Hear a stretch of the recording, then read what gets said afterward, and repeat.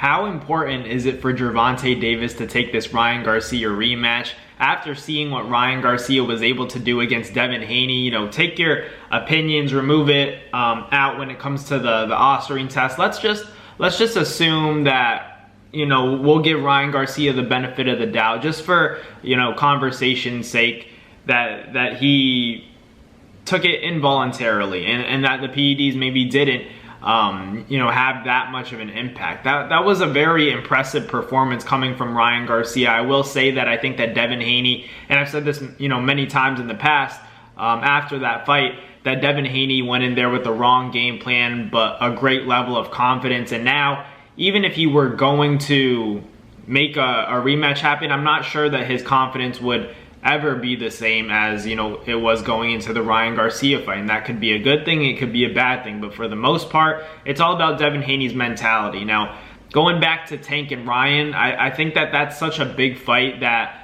Tank's gonna try to make it happen, but it has to be at a reasonable weight. He said that he'd be able to potentially do it at like 43 and then have a 10 or 15 pound rehydration clause, but I'm not sure now, after Ryan Garcia had such a great performance against Devin Haney, that he would be willing to give that up. I feel like Ryan's probably going to fight at 47, if I had to guess. He's been calling out guys like Boots. He's been calling out guys like Virgil Ortiz, stepping in for Tim Tszyu in August, to fight at 54. So Ryan Garcia has a lot of options on the table. I do respect Ryan for being that guy to kind of call out everybody. Usually a lot of boxers, they like to pick sides in terms of, okay, I'm not going to call this guy out, but I'm going to call this guy out. Ryan Garcia is just firing on everybody. He's saying he wants to smoke with everybody. Earl Spence, Sebastian Fondora, Virgil Ortiz, Gervonta Davis, the rematch. Ryan Garcia wants all the smoke. He wants to fight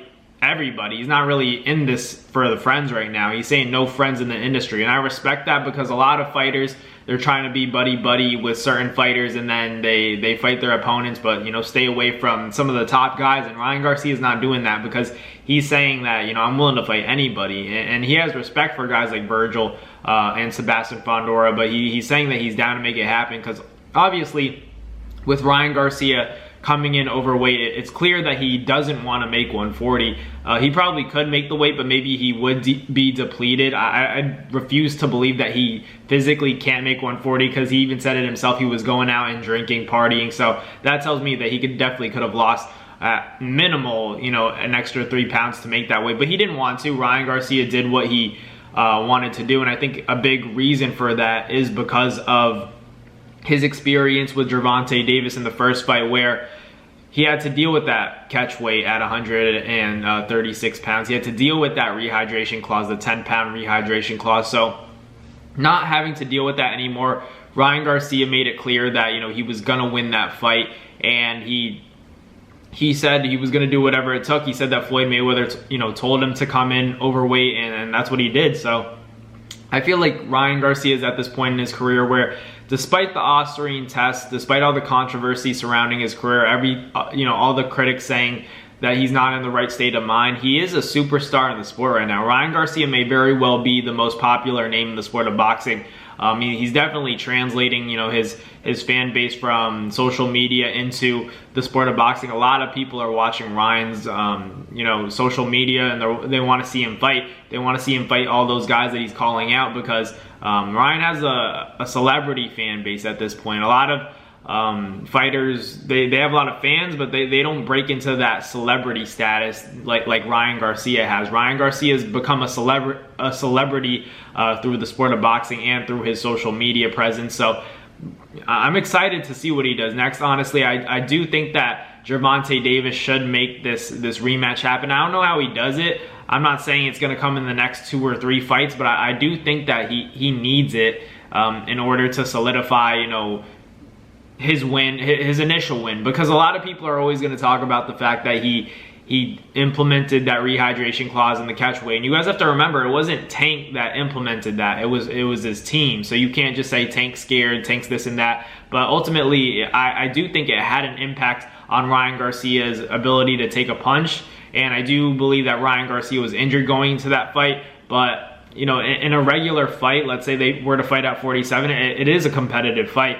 And a lot of people are going to say that, Tank barely walks around at 40, and that's just not true. You know, maybe in his best shape he's around there, but you don't have to be at 47. But I also understand that he doesn't want to give up, you know, a lot of weight. You know, you could come into the fight at like 44.5 pounds if you're Gervonta Tank Davis and Ryan Garcia is weighing in at 47, and you're giving up 2.5 pounds. But I don't know if that's an advantage that Ryan Garcia will be able to take, because I don't think that Tank and his team would give it to him, because it's as much money as there is, there's also longevity in Tank's career where, you know, he still wants to make a lot of big fights happen. So is that risk worth it for Tank? I don't know. I know that Tank's made a, you know, he's been talking about the multi-million-dollar deal that he just signed that, you know, actually trumps Floyd Mayweather's, you know, one of his biggest contracts. So he's making a lot of money regardless. I just mean that, you know, the boxing world, we really want to see that fight now. After what Ryan Garcia did to Tank,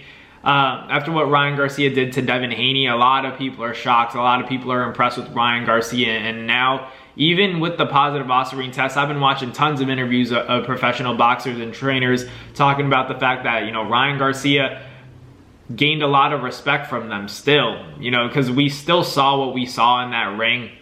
I'm not trying to say that I support a positive test taker and you know what I mean? Like, I'm not trying to say that, but I will say that, you know, the crazy things happen in the sport of boxing. You watch trainers and they're always talking about nutritionists, guys like Robert Garcia. They talk about how, like, they basically give their fighters supplements and the fighters just take it. So who's to say that that same thing didn't happen with Ryan Garcia? And he's been talking about the fact that it was a contaminated supplement. So I'm not trying to rule out any potential, you know, cause for this positive test. So I'm all ears when it comes to that. But obviously, you know, Ryan Garcia on top of the world after that Devin Haney fight, I really do think that Gervonta Davis rematch just got much more lucrative. It got much bigger as a fight, because who wouldn't want to see Tank and Ryan run it back? I mean, I don't know anybody that doesn't want to see it, especially after what Ryan Garcia did to Devin.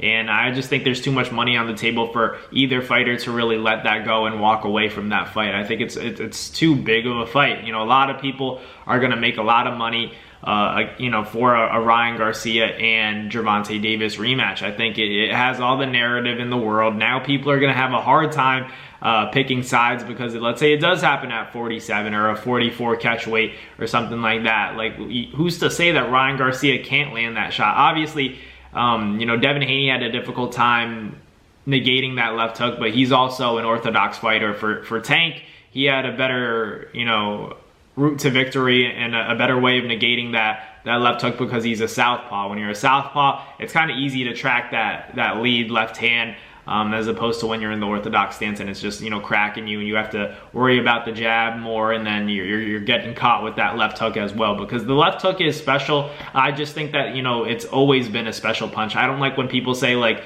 yeah, the left hook looked faster than it usually does. I just don't believe that. But, you know, a positive test is a positive test. I also want to be fair to Devin Haney in his career, because I do feel for Devin. I'm also a Devin Haney fan as well, so it just sucks to see him kind of going through what he's going through, because a lot of people are hating on him, especially, you know, on social media. Even professional boxers are, you know, saying that he's not going to beat Ryan Garcia in a rematch. So I personally think that he definitely has a chance.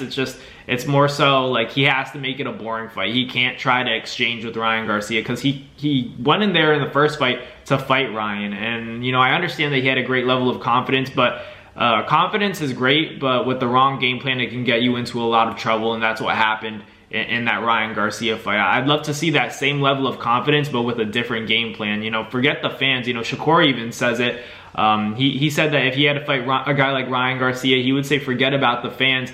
I might have to make this a boring fight just because this is a big puncher. You can't be doing anything stupid. So I think Shakur has a better understanding of, you know, going in there. And I think a lot of it has to do with that father-son training dynamic. And not to discredit it, because Devin Haney is who he is today and has gotten to where he's gotten because of Bill Haney. I just feel like Bill was talking a lot about, you know, taking Ryan Garcia out in terms of, you know, taking, you know, killing him. He's been saying that kind of stuff. So just to hear all that, and then you can't expect Devin Haney to go in there and box when his father saying that kind of stuff. So it was just a mess, but I do think that Devin Haney could bounce back. I don't think he should get in the ring with a puncher right away, but I will say that, you know, him and Tank is still a big fight. Him and Ryan is still a big fight, but I would like to see that Tank and Ryan rematch. You know, I'd like to see them run it back and at a decent weight, maybe 144-pound catch weight, and if Tank's feeling bold, maybe even at 147. So let me know in the comments what you guys think. Thank you guys for watching. Like, comment, and subscribe, and I'll catch you guys on the next video. Peace. That's going to do it for another Naz Fight Media video, guys. Thank you guys so much for watching. It's been your boy, Matt Nabong, with another video. Hope you guys enjoyed it all. Thank you guys for the constant support. Salute to y'all always. It's been your boy.